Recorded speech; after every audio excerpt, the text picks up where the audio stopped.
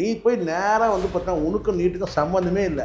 இது திறந்து விட்டு நீ நேராக நுழைஞ்சிடுவியா? நீ அங்கே அழைப்பு யாருக்குன்னா உனக்கு ஒரு மரியாதை கொடுத்து உங்ககிட்ட மைக்கை கொடுக்குறாங்க. சார் மைக்கை பிடிக்கிறாங்க உன்னை மைக்கை கொடுக்காம என்ன பண்ணாங்க? மைக்கை நீ பேசுகிற பேச்சுக்கு உன்னை மைக்கை கொடுக்காம வேறு என்ன செஞ்சிருவாங்க? அங்கே போய் வந்து பார்த்தீங்கன்னா ஜனநாயகத்தை பற்றி பேசினுக்கிறேன், சினிமாவை பற்றி பேசினுக்கிறேன். அங்கே போயிட்டு இரும்பு அடிக்கிற இடத்துல ஈக்கு என்ன வேலை சொல்லுவாங்கல்ல, அங்கே உனக்கு என்ன வேலை? நீ அங்கே போயிருந்தீங்கன்னா என்ன செஞ்சுருக்கேன்னா உள்ளபடியே அந்த ஆர்ப்பாட்டத்துக்கு நீ அந்த இதுக்கு வந்து நீ வந்து உன்னுடைய பங்களிப்பு நான் தரேன் அப்படின்னு சொல்லி உங்களுக்கு நான் வந்து பக்கத்துணையாக இருக்கிறேன், ஆதரவாக இருக்கிறேன், அப்படி தான் நீ பேசணும். அங்கே போய் மைக்கை பிடிச்சிட்டு நின்று இந்த கழுத்து நரம்பு புடைக்க வந்து பார்த்தீங்கன்னா நீங்கள் யார் நீங்கள் யார் நீங்கள் யார் நீங்கள் இப்போ நான் கேட்குறேன் நீங்கள் யார்? 4 படம் அவ்வளோதான். அந்த 4 படம் எப்போ வந்தது, எப்போ போச்சு, என்ன பேர் ஒரு இழவந்திரி யாருக்குமே கேட்டால் நடிகை சனம் ஷெட்டி, நடிகை சனம் ஷெட்டி, நடிகை சனம். இதுங்களெல்லாம் தமிழ்நாட்டுக்கு இது என்ன சம்மந்தம் கூட தெரியல. முதல்ல பிறந்ததே கர்நாடகான்னு வேறு பேசுகிறாங்க. எவ்வளோ பெரிய ஸ்டார் ரேவதி எவ்வளோ அருமையாக வந்து பொறுமையாக வந்து ஒரு வந்து பார்த்தீங்கன்னா அவங்களுடைய அந்த உணர்வை வெளிப்படுத்திட்டு போகிறாங்க. இப்போ வந்து பார்த்தீங்கன்னா நடிகை சனம் ஷெட்டி சார் இன்னும் பெரிய வந்து நான் அப்படியே பார்க்கறது எனக்கு அந்த வாட்டர்மெலன் ஸ்டார் மாதிரியே இருந்துச்சு பேசுறதுலாம். ஹூன்ற அப்படின்ற இப்படின்ற பார்த்துன்னு தான் இருக்கிறேன். இது லேடி வாட்டர்மெலன் ஸ்டார், ஒரே வார்த்தை Sanam Shetty lady watermelon star. அங்கே வாங்க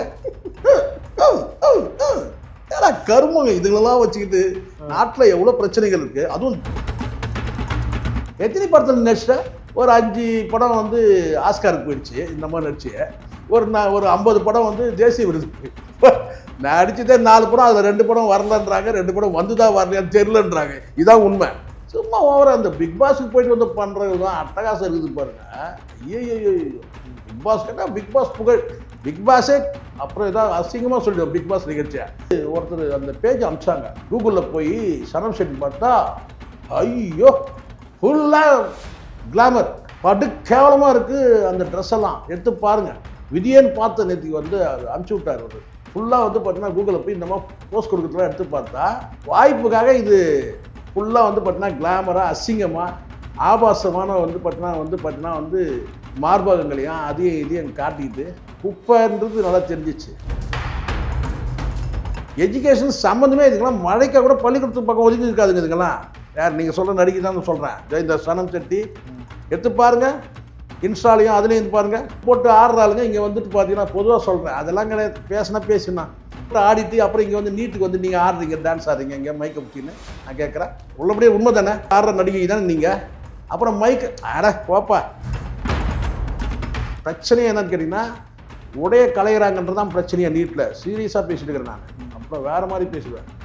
அங்கே வந்து பார்த்தீங்கன்னா வந்து பரிசோதனைன்ற பேரில் வந்து ட்ரெஸ்ஸை கட்டுறான், பட்டனை கட் பண்ணுறான், தாலியை கட் பண்ணுறான், இங்கே கட் பண்ணுறான், கத்திரி போடுறானுங்க. கேட்டால் அங்கே வந்து மைக்ரோ கேமரா எடுத்துன்னு போயிட்டாங்க, அதில் போயிட்டாங்கன்னு சொல்லிட்டு தலைமையில் வந்து சேர்றானுங்க. எவ்வளோ அட்டகாசம் பண்ணுறானுங்க. பெண்களை வந்து அவ்வளோ வந்து ஆண்களை காட்டணும், பெண்களை வந்து பார்த்திங்கன்னா அவ்வளோ வந்து மோசமாக நடத்துகிறாங்க இந்த நீட் எக்ஸாம்ன்ற பேரில். உங்களுக்கு அங்கே ஏதாவது சம்மந்தம்? வணக்கம். நடிகை சனம் ஷெட்டி அடிக்கடிக்கு சில இடத்துல போயிட்டு சனிய ஷெட்டியா சனம் நிறைய சொல்லுப்பா. சனம் ஷெட்டி நீ சனிய ஷெட்டின்னு சொல்ல மாதிரி நான் அப்படி சொல்லலையே. சனம் ஷெட்டி அடிக்கடிக்கு போயிட்டு பல இடத்துல போகக்கூடிய ஒருத்தவங்க. அவங்க வந்து நீட்டுடைய ப்ரொட்டஸ்ட்டில் போயிட்டு நான் ஜனநாயகன் படம் பார்த்துட்டு வந்திருக்கேன்னு சொல்லியிருக்காங்க. அங்கேருந்து மாணவர்களால் துரத்தி விரட்டப்பட்டிருக்காங்க. யார் மேலே தப்பு? விரட்டப்பட்ட இல்லை, நான் நினைக்கிறேன் இந்த பொண்ணு, இந்த சனம் ஷெட்டின்ற அந்த பொண்ணு இருக்குல்ல, இது வீட்டில் வந்து ஹால் இருக்குல்ல, ஹாலில் உட்காந்து என்ன செய்வாங்க, உட்காந்து டிஸ்கஸ் பண்ணுவாங்க, ஏதோ ஃபேமிலி மேலே உட்காந்து அப்படி பேசுவாங்க. ஹாலில் செய்யக்கூடிய வேலைன்னு ஒன்று இருக்குது. அதேமாதிரி கிச்சனில் வந்து சமையல் பண்ணுறது இருக்குது. அதேமாதிரி பாத்ரூமில் என்ன செய்யணுமோ அது செய்யணும். அதேமாதிரி லேபரட்டரியில் போய் வந்து கக்கூசில் போய் என்ன பண்ணணுமோ அதான் பண்ணணும். இந்த பொண்ணு வந்து பார்த்திங்கன்னா அது மனசில் தோணுறதெல்லாம் எங்கே வேணாலும் பண்ணிக்கணும்னு நினைக்கிறேன். இப்போ உதாரணத்துக்கு வந்து கக்கூஸை வந்து கிச்சனாக யூஸ் பண்ணிக்கலாம், அல்லது பாத்ரூம் வந்து கிச்சனாக யூஸ் பண்ணிக்கலாம், கிச்சனை வந்து பாத்ரூமாக யூஸ் பண்ணிக்கலாம். இது ஹாலில் வந்து பார்த்திங்கன்னா வந்து டைனிங்காக யூஸ் பண்ணிக்கலாம். டைனிங்கை வந்து பார்த்திங்கன்னா வந்து ஹாலில் உட்காந்து டிஸ்கஸ் பண்ணலாம். இப்படி வந்து எப்படி வேணாலும் யூஸ் பண்ணிக்கும் போதுக்கு நான் நினைக்கிறேன். எந்த இடத்துல எதை செய்யணும் விவஸ்தை வேணும். முதல்ல எப்படி எந்த இடத்துல எதை செய்யணும் விவஸ்தை வேணும். உனக்கு அங்கே என்ன வேலை? நீ FDFS போயிட்டு வந்தியா, நீ விஜய் ரசிகா இருக்கியா, நீ தாராளமாக இருந்துக்க. அங்கே என்ன வேலை? இரும்பு அடிக்கிற இடத்துல ஈக்கு என்ன வேலை சொல்லுவாங்கல்ல, அங்கே உனக்கு என்ன வேலை? நீ அங்கே போயிருந்தீங்கன்னா என்ன செஞ்சுருக்கேன்னா, உள்ளபடியே அந்த ஆர்ப்பாட்டத்துக்கு நீ அந்த இதுக்கு வந்து நீ வந்து உன்னுடைய பங்களிப்பு நான் தரேன் அப்படின்னு சொல்லி உங்களுக்கு நான் வந்து பக்கத்துணையாக இருக்கிறேன், ஆதரவாக இருக்கிறேன், அப்படி தான் நீ பேசணும். அங்கே போய் மைக்கை பிடிச்சிட்டு நின்று அந்த கழுத்து நரம்பு புடைக்க வந்து பார்த்தீங்கன்னா, நீங்கள் யார், நீங்கள் யார், நீங்கள் யார், நீங்கள் இப்போ நான் கேட்குறேன், நீங்கள் யார்? 4 படம் அவ்வளோதான். அந்த 4 படம் எப்போ வந்தது, எப்போ போச்சு, என்ன பேர், ஒரு இழந்திரை யாருக்குமே கேட்டால் நடிகை சனம் ஷெட்டி, நடிகை சனம் ஷெட்டி, நடிகை சனம். இதுங்களெல்லாம் தமிழ்நாட்டுக்கு இதுக்கு என்ன சம்மந்தம்னு கூட தெரியல. முதல்ல பிறந்ததே கர்நாடகான்னு வேறு பேசுகிறாங்க. சரி, எல்லாம் இருந்துட்டு போட்டோம் எப்படியோ. இன்னும் பெரிய இந்த நான் அப்படியே பார்க்கறது எனக்கு அந்த வாட்டர்மெலன் ஸ்டார் மாதிரியே இருந்துச்சு பேசுறதுலாம். அப்படின்ற இப்படின்ற பார்த்துன்னு தான் இருக்கிறேன்.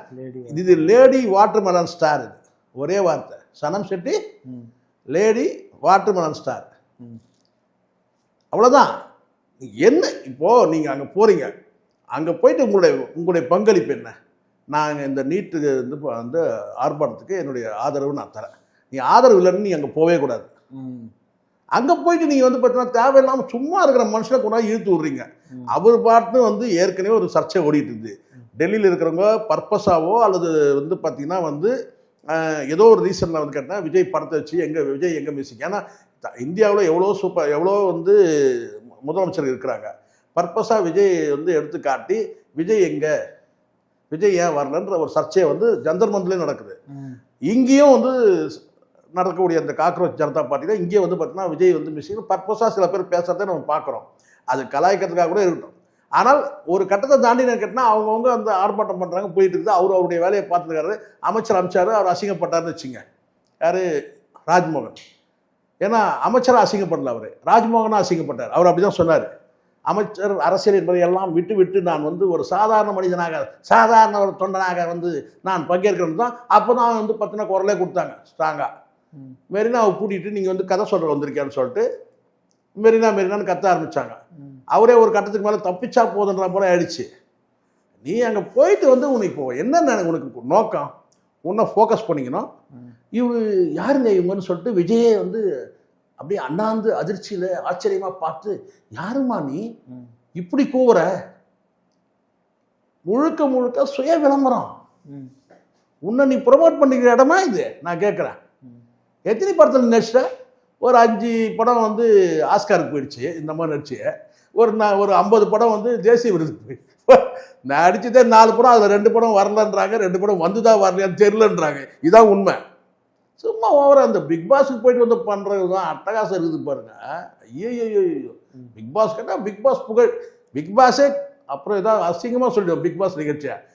நீங்கள் என்னமோ வந்து பார்த்தீங்கன்னா வந்து நாங்கள் பிக் பாஸ் போயிட்டு வந்துட்டாங்கன்றான். நான் சொல்கிறேன், முழுக்க விஜயை வந்து வீதிக்கு இழுத்து விடுற வேலை இது. அவர் பார்த்து அவர் வேலையை செய்கிறாரு. நிர்வாகத்தில் வந்து எவ்வளோ பிரச்சனைகள் தெரியுமா? சும்மா சாதாரணம் கிடையாது. இப்போ வந்து உட்கார்ந்த பிறகு தான் தெரியும். விஜய் அவர்களுக்கே உட்கார்ந்த பிறகு தான் தெரியும். அடேங்கப்பா, அந்த முதலமைச்சர் தான் இவ்வளோ பெரிய வந்து ஒரு முள் கிரீடமாக இதுன்னு சொல்லிட்டு இப்போ தான் உணர்ந்திருப்பாரு. அதனால தான் அவர் மாற்றிட்டு வராரு.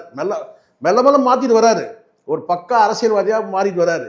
இப்போ தேவையில்லாமல் ஏற்கனவே இருக்கிற அமைச்சர்லாம் இழுத்து விட்டுக்கிறாங்க. இதுதான் உண்மை. அங்கே ஒரே சர்ச்சை இல்லாத ஒரே ஒரு அமைச்சர் யாருன்னு கேட்டால் அது முதலமைச்சர் மட்டும்தான். ஓப்பனாக சொல்கிறேன். மற்ற எல்லாரும் வந்து பார்த்தீங்கன்னா வில்லங்கத்தை தான் ஏற்படுத்துறாங்க. வாயை திறந்தா பயமாக இருக்குது. எது இந்த அமைச்சர்கள் வாயை திறந்தாங்கன்னா எப்பா என்ன உளறி வைக்க போகிறான் அப்படிதான் இருக்கு. இங்கே அமைச்சர்களுக்கு டப்பு கொடுக்குற மாதிரி நீ ஒரு பக்கம் போயிட்டு வந்து நான் விஜய் ரசிகை யாராவது கேட்டாங்களாங்க? இப்போ இந்த அம்மா வந்து விஜய் ரசிகர் ஆகிய பிறகுதான் அவர் வந்து பார்த்தீங்கன்னா அடுத்தது வந்து பிரைம் மினிஸ்டர் ஆக போகிறார். இதெல்லாம் நீங்கள் எப்போ குரல் கொடுத்துருந்தோம்? நீங்கள் பிரச்சாரம் பண்ணும்போது போனீங்களா? நீங்கள் அசிங்கமாகவே குத்தாட்டம் போடுற நீ நல்லா பார்க்குறோம். நீ வந்து பார்த்தீங்கன்னா வந்து ஜனநாயகம் படத்தை உன்னை ஃபோக்கஸ் பண்ணி சொல்லிட்டு 4 மேலே அடிக்கிறவங்க 4 பேரை செட்டிங் பண்ணி கூப்பிட்டு போயிட்டு அங்கே போய் இந்த மாதிரி நீ டான்ஸ் ஆடி நம்ம பார்த்தோம். அதுக்கப்புறம் வந்து கேட்டால் நேராக வந்து பார்த்தீங்கன்னா அங்கே வந்து உணர்வு போராட்டம் உணர்வு ரீதியாக வந்து பார்த்தீங்கன்னா அந்த சென்சிட்டிவான ஒரு போராட்டம் நடந்துட்டு இருக்கு. அங்கே போய் நீ என்ன செய்யணும்னு கேட்டால் வந்து இதில் யார் பப்ளிக், யார் ஸ்டூடெண்ட், யார் நீ யார் அங்கே கேட்கறதுக்கு? உன்னை மைக்கை கொடுத்தவங்கள சொல்லணும் முதல்ல. உன்னை மைக்கு கொடுத்தது யார் உங்கள்கிட்ட முதல்ல? நீ என்ன அங்கே கேள்வி கேட்கறது? அது என்ன போகிறதா இருந்துட்டு போட்டோம்பா, மக்களுக்கு தெரியாதா? இப்போ ரஞ்சித் பேசுகிறாரு, ரஞ்சித் பேசுறது சரி கிடையாதுன்னு தெரியாதா? எவ்வளோ பெரிய ஸ்டார் ரேவதி, எவ்வளோ அருமையாக வந்து பொறுமையாக வந்து ஒரு வந்து பார்த்தீங்கன்னா அவங்களுடைய அந்த உணர்வை வெளிப்படுத்திட்டு போகிறாங்க. ஆண்ட்ரியா சொல்லு பார்க்கலாம். இன்னமும் வந்து பார்த்தீங்கன்னா நடிகை சனம் ஷெட்டி என்னன்னா ஃபுல்லாக அப்புறம் தான் சொல்கிறாங்கப்பா, லைட்டாக அது மறையா அவுட். அது யாரு கிடையாது, நம்ம இவன் மாதிரியும் அது யார், இந்த வாட்டர்மெலன் திவாகர் இருக்கிறான்ல, அப்படியே லேடி வாட்டர்மெலன் ஸ்டாராக அது தன்னையே பெருசாக அப்படியே கற்பனை பண்ணிக்க வேண்டியது இது. அப்புறம் தான் வந்து ஒருத்தர் அந்த பேஜ் அனுப்பிச்சாங்க, கூகுளில் போய் சனம் ஷெட்டி பார்த்தா ஐயோ ஃபுல்லாக கிளாமர், படு கேவலமாக இருக்குது. அந்த ட்ரெஸ் எல்லாம் எடுத்து பாருங்க.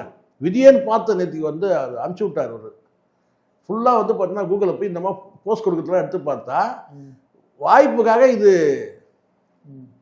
ஃபுல்லாக வந்து பார்த்தீங்கன்னா கிளாமராக அசிங்கமாக ஆபாசமான வந்து பார்த்தீங்கன்னா வந்து மார்பகங்களையும் அதையும் இதையும் காட்டிக்கிட்டு குப்பைன்றது நல்லா தெரிஞ்சிச்சு.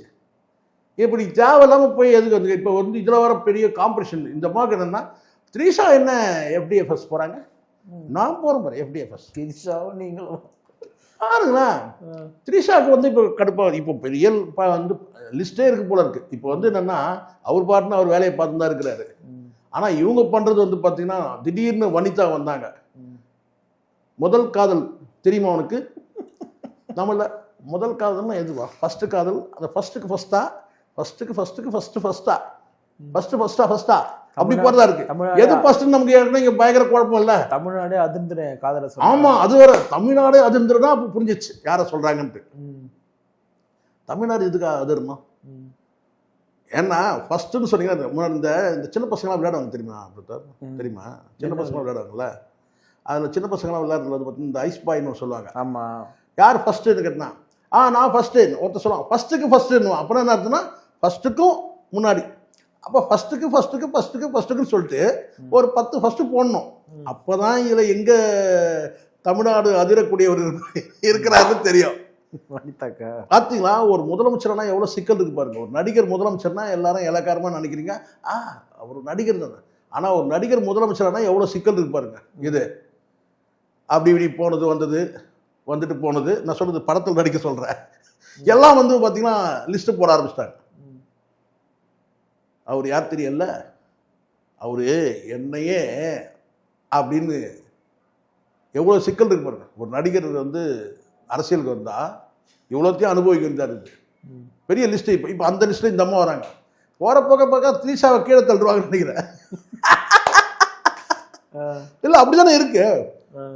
த்ரீஷாவுக்கே டஃப் கொடுக்கும் சனம் ஷெட்டி. உங்களுக்கு எப்படி வந்துச்சுன்னு நினைக்கிறேன் இல்லை. ஒரு லேடி வாட்டர்மெலன் ஸ்டார் அப்படி இங்கெல்லாம் அங்கே வாங்க கருமங்க. இதுங்களெல்லாம் வச்சுக்கிட்டு நாட்டில் எவ்வளோ பிரச்சனைகள் இருக்கு. அதுவும் ஒரு ஜீவனுள்ள போராட்டம். இது இந்த நீட்டுன்றது வந்து பார்த்தீங்கன்னா இப்போ என் கருத்து, தனிப்பட்ட கருத்து என்னன்னு கேட்டிங்கன்னா, நீட்டு வந்து ரொம்ப யோசிக்க வேண்டியதாக இருக்குது. நீட்டை ஆதரிக்கிறதா எதிர்க்கிறதா? நீட்டை வந்து ஆதரிச்சிட்டோம்னா இவங்க பண்ணுற அட்டகாசம் இருக்குல்ல, இந்த பரிசோதனைன்ற பேரில் வந்து பார்த்தீங்கன்னா வந்து பட்டனை கட் பண்ணுறது, தாலியை கட் பண்ணுறது எல்லாம் அவ்வளோ அட்டகாசம் இருக்குது. அதை நினச்சாலே நம்ம நீட்டை எதிர்க்கணுன்ற நோக்கம் நம்ம வந்துடுது. சரி, நீட்டு வந்து இருக்கிறது கரெக்டு தான். ஆனால் அந்த கோச்சிங் சென்டரை வச்சு கொள்ளடிக்கிறாங்களே, இவனை எப்படி தடுக்கிறது? இந்த யோசனை ஒரு பக்கம் போயிடுது. ஸோ அப்போ நீட்டு வந்து வேணாம் முற்றிலுமான சொன்னால் இந்த பொலிட்டிஷியன்லாம் வந்து பார்த்தீங்கன்னா இந்த கோட்டான்ற பேரில் வாங்கி அதையும் வியாபாரம் ஆக்கினுக்கிறானுங்க. அது ஒரு பக்கம் யோசிக்கிறார். இப்படி நமக்கு மிகப்பெரிய ஒரு என்ன சொன்ன அறிவுபூர்வமாக சிந்திச்சாலே இங்கே வந்து பார்த்தீங்கன்னா கடைசியாக எந்த முடிவுக்கு வர்றது, நம்ம வேணுமா வேணாமா, இப்படி என்ன சொன்ன ஒரு தெளிவற்ற ஒரு சூழல் இருக்குது. நமக்கு சடனாக ஒரு முடிவுக்கு வர முடியல. நீட்டு வேணுமா வேணாமா அப்படின்னு சொல்லிட்டு. ஏன்னா ஸ்டூடெண்ட்களை, அதாவது மாணவர்களை சார்ந்து நம்ம யோசித்தோம்னா நம்ம ஏழை பிள்ளைகளை தான் பார்க்க முடியும், பணக்காரங்களை நம்ம பார்க்க முடியாது. அவனுக்கு எல்லா வசதியும் இருக்குது. இங்கே ஸ்கூலுக்கு பார்த்திங்கன்னா வந்து 5 கிலோமீட்டர் நடந்து போகிற இடம்லாம் இன்னும் இருக்குது. பல இடத்துல வந்து 5 கிலோமீட்டர் 8 கிலோமீட்டர் வந்து வண்டி இல்லாத இடத்துலாம் குழந்தைங்க போயிட்டுருக்கு. கோச்சிங் சென்டர்ன்றது வாய்ப்பே இல்லாத இடம்லாம் இருக்குது.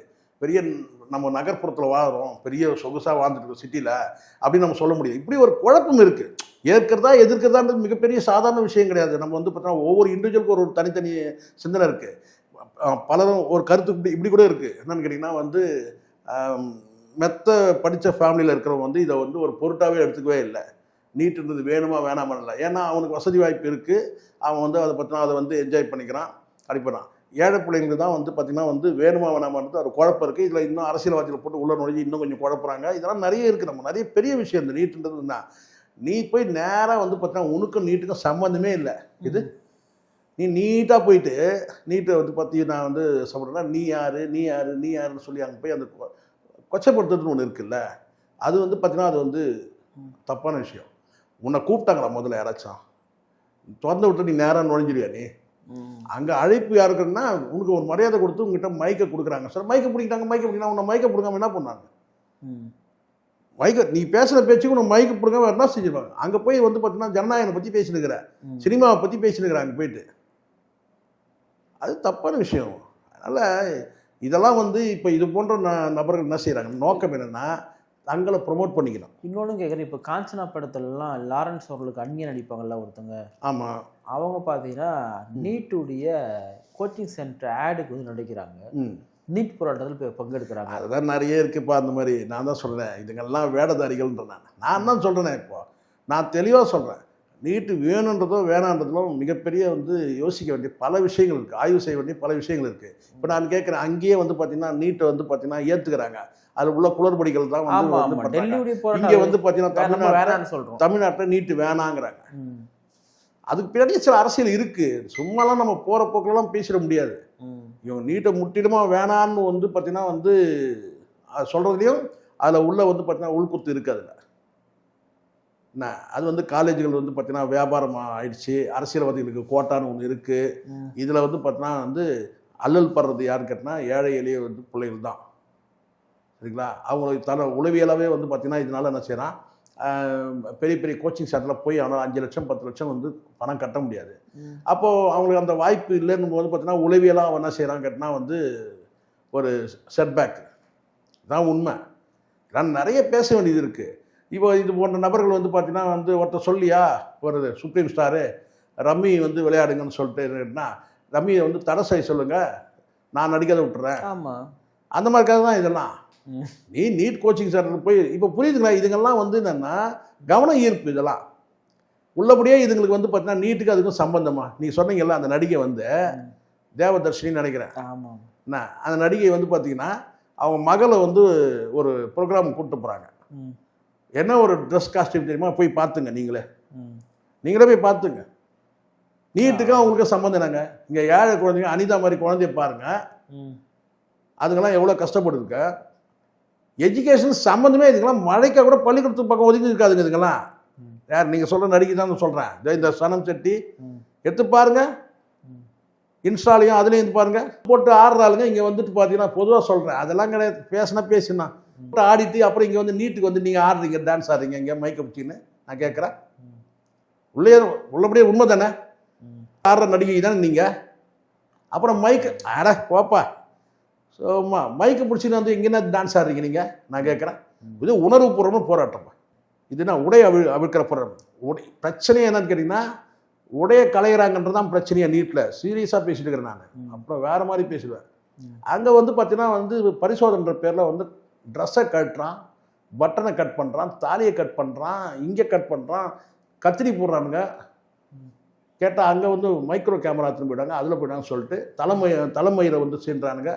எவ்வளோ அட்டகாசம் பண்ணுறானுங்க.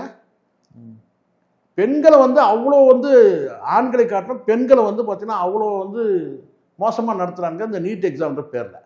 உங்களுக்கு அங்கே ஏதாவது சம்மந்தமாக ஆடுறவங்க தானே சினிமாவில், உங்களுக்கு என்ன அங்கே வேலை? நீ நான் உள்ளபடியே வந்து பார்த்தீங்கன்னாப்பா நடிகை இருக்கிறாங்கப்பா, எல்லா நடிகை நம்ம சொல்லிடுறோமா? எவ்வளோ வந்து ரேவதி இருக்காங்க, அந்த அவங்க பேசின அந்த வார்த்தையை மட்டும் எடுத்து பாருங்க. ரேவதி பேசுனதான் ஸ்பீச் தான் சூப்பர். எனக்கு நீட்டை பற்றி எதுவும் தெரியாது அவங்க சொன்னது, உள்ளபடியே சொல்கிறேன். நம்மளே குழப்பத்தில் இருக்கிறோம்ல, அவங்களுக்கும் தெரியாதா? அவங்களும் ஒரு குழப்பத்தில்.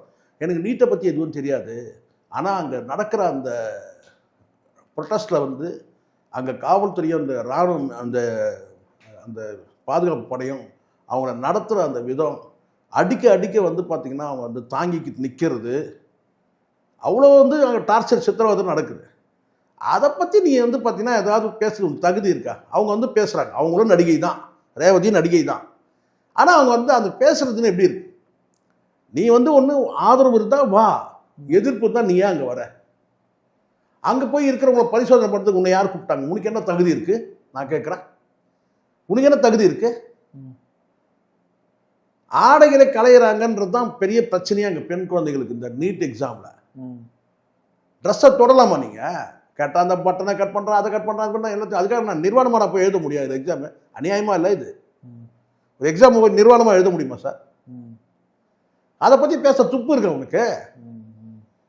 காரணம் நீ போட்டு ஆடுற நடிகை தானே, நம்ம பார்க்குறோம்ல, சான்று இருக்குல்ல, எடுத்து நீங்கள் போய் பார்த்துங்க.